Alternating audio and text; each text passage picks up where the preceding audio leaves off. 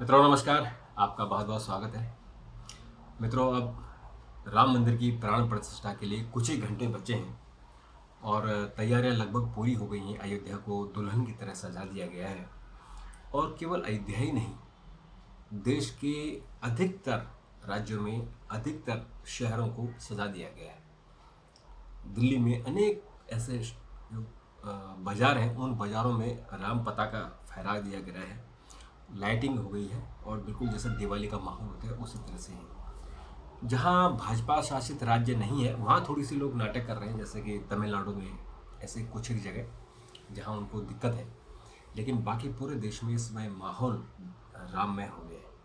बड़ी तैयारियां चल रही हैं और मंदिर राम की जो प्राण प्रतिष्ठा है, प्राण प्रतिष्ठा से पहले प्रधानमंत्री नरेंद्र मोदी कल सुबह जो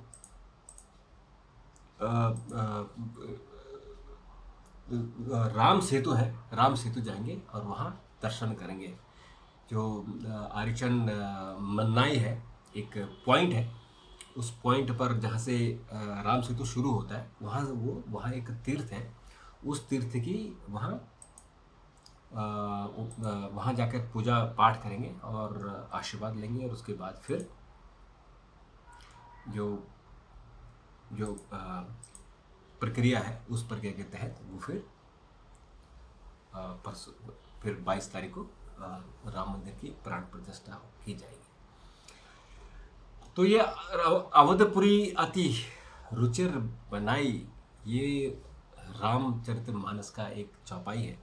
उस चौपाई का अंश है कि अब अवधपुरी को अति रुचिर बनाई इतनी सुंदर बनी है, क्योंकि चारों तरफ दिवाली का उत्सव है। जब राम जी वनवास से लौटकर अवध आए थे तो अवध को दुल्हन की तरह सजाया गया था। बिल्कुल वही इस वक्त अयोध्या को सजाया गया है और रामलला का जो विग्रह का औषधियुक्त जल से स्नान हो रहा है और उनके जो अधिवास थे, वो अधिवास का कल अंतिम चरण है। यानी जो जितने अधिवास होते हैं, अन्न अधिवास होता है, शयन अधिवास होता है, दूध अधिवास होता है, घृत यानी घी अधिवास होता है, तो इस तरह से उन सब अधिवासों से कल जो है जब अंतिम अधिवास होगा, यानी सैया अधिवास, उसके बाद फिर 22 को 12:05 पर प्रधानमंत्री वहाँ पहुँचेंगे और 12:30 जो शुभ घड़ी है उसमें प्राण प्रतिष्ठा की जाएगी। और ख़ास बात है कि उसमें कुल 15 यजमान हैं जो सपत्नीक आएंगे। 15 यजमान, उसमें जैसे अनिल मिश्रा जी जो ट्रस्ट के मेंबर हैं, वो अपनी पत्नी के साथ हैं। और काशी बनारस के जो डोम है, जो मणिकर्णिका घाट है, जिसको कहते हैं कि भगवान शिव का घाट था वो, और राजा हरिश्चंद्र उसके डोम थे। तो उसी डोम के जो परंपरा के डोम है, वो अपनी पत्नी के साथ आएंगे। और कुल मिलाकर इस तरह से देश के अन्य सभी समाज से एक एक यजमान होंगे और वो यजमान राम मंदिर की प्राण प्रतिष्ठा के पूजा में बैठेंगे। और जो गर्भगृह में जब प्राण प्रतिष्ठा का जो यज्ञ चल रहा होगा, तो उसमें गर्भगृह में प्रधानमंत्री नरेंद्र मोदी भी होंगे, उसमें मुख्यमंत्री योगी आदित्यनाथ होंगे, उसमें उत्तर प्रदेश की राज्यपाल भी होंगी। और इस तरह से जो बड़े जो लोगों के हाथ से ये शुभ कार्य होने, वो सब वहाँ होंगे। और उसके बाद करीबन 7,000 मेहमान, देश विदेश के करीबन 50 देशों के लोग और हमारे देश के गणमान्य व्यक्ति वहाँ होंगे। और उन सबके वो सब साक्षी होंगे कि राम मंदिर का प्राण प्रतिष्ठा हो रही है। और उसके बाद फिर 23 जनवरी से पब्लिक के लिए खोल दिया जाएगा।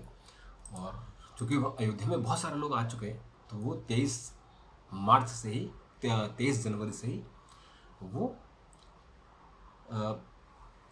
वहाँ दर्शन कर पाएंगे। तो आज जो लोग पहुँचे हैं उसमें अंबानी है, अडानी है, टाटा है, सचिन है, धोनी है, कंगना रनौत है, अमिताभ बच्चन हैं, तमाम लोग हैं वो पहुंचने वाले हैं। और बहुत सारे लोग नहीं भी पहुंचेंगे, जैसे कि आज भाजपा के अध्यक्ष जेपी नड्डा ने कहा कि वो दिल्ली में जो यहाँ एक मंदिर में जो झंडे वाला माता है उस मंदिर में वो दर्शन करेंगे और बाद में फिर अपने परिवार के साथ फिर जाएंगे, क्योंकि अभी वहाँ प्रेशर है। और उस प्रेशर में और आज प्रधानमंत्री ने रामेश्वरम में डुबकी लगाई और गंगा जी में उन्होंने समंदर में डुबकी लगाई और वहाँ अनुष्ठान किया उन्होंने। और उसके बाद वो अब जो राम सेतु है वहाँ जाएंगे।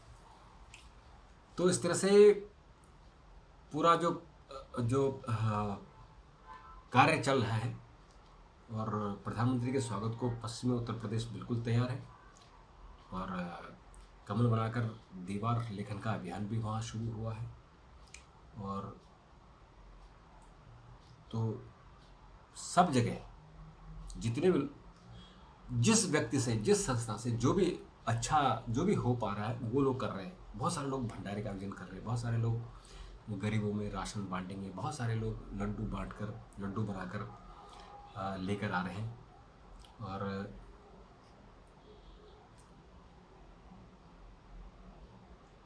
और उसके अलावा मित्रों,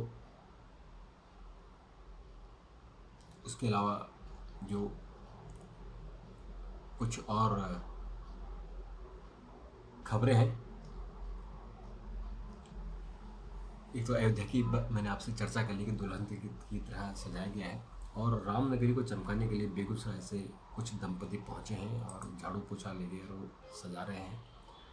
और राम मंदिर बन गया, अभी होने हैं और बड़े काम, ये कमल नयन दास जी कह रहे हैं, जो उत्तराधिकारी हैं राम मंदिर तीर्थ ट्रस्ट के जो अध्यक्ष हैं नृत्य गोपाल दास जी, उनके उत्तराधिकारी कमल नयन दास जी। तो उन्होंने कहा कि बहुत सारे काम भी होने हैं और रामनगर की सीमाएं सील कर दी गई है आज से। और अब वहाँ किसी भी व्यक्ति को प्रवेश नहीं करने दिया जाएगा। वहाँ जिनके पास ऑथराइज पास है, QR कोड है, वो लोग ही वहाँ जाएंगे। और रामनगरी पहुँचा 400 किलो का एक ताला और 30 किलो की उसकी चाबी। पता नहीं ताला चाबी क्यों पहुँचाया इन्होंने, ये तो ठीक नहीं है, क्योंकि वहाँ ताला चाबी की ज़रूरत नहीं है, राम जी का दरबार है। तो मित्रों, ये हुई बात हमारे अयोध्या की। और इस अयोध्या में हम सब लोग इसकी प्रतीक्षा कर रहे हैं और पूरा देश प्रतीक्षा कर रहा है। और करीबन 500 सालों का ये जो संघर्ष था, वो संघर्ष अब जो है वो संघर्ष खत्म हो। और उसके बाद आज मुझे उस व्यक्ति से भी मुलाकात हुई जिन्होंने राम मंदिर आंदोलन के दौरान सारी अयोध्या में वॉल राइटिंग की थी, दीवारों पर पोस्टर लिखे थे, उन्होंने पेंटिंग की थी राम जी के, हनुमान जी के, तमाम महापुरुषों के उन्होंने तस्वीरें बनाते थे और स्लोगन करते थे। और वो जब राम मंदिर के लिए जब वहाँ विवादित ढांचा को ढाया गया तो उसमें उन्होंने जब लोगों ने ईंट से वहाँ पर 4 दीवारी कर दी थी और वहाँ रामलला की मूर्ति स्थापित की थी, तो उसके बाद वहाँ जो लाल एक जो पिंक कलर का यानी गुलाबी कलर का एक टेंट लगाया गया था, वो इन्हीं ने ही यानी जो बाबा सत्यनारायण मौर्य हैं उन्होंने किया था। तो वो आज अयोध्या पहुँचे हैं और उन्होंने बताया कि वो कितने खुश हैं। उनके सामने चूँकि ढांचा गिरा था और उनके हाथ में एक पिंक कलर की एक थान था, कपड़े का थान, वो अपने लिए लाए थे वॉल राइटिंग के लिए। और वो उन्होंने वहाँ लपेटा और वो टेंट वो एक सिंबल बना था कि राम मंदिर का सिंबल बन रहा है। तो वो बड़े खुश हैं, वहाँ पहुँचे। और भी बहुत सारे लोग हैं जिन्होंने योगदान दिया है, अपने उस योगदान के लिए वो अयोध्या पहुँचे हैं। और 22 तारीख को जब बहुत सारे लोग पहुँचेंगे तो उसमें सब लोगों का योगदान रहेगा। तो मित्रों, आज हम अपनी बात को यहीं तक सीमित रखते हैं। कल फिर आपसे मुलाकात होगी, फिर हम अयोध्या से लेकर ही एक बुलेटिन लेकर आपके पास आएंगे। तब तक के लिए नमस्कार, थैंक यू, धन्यवाद।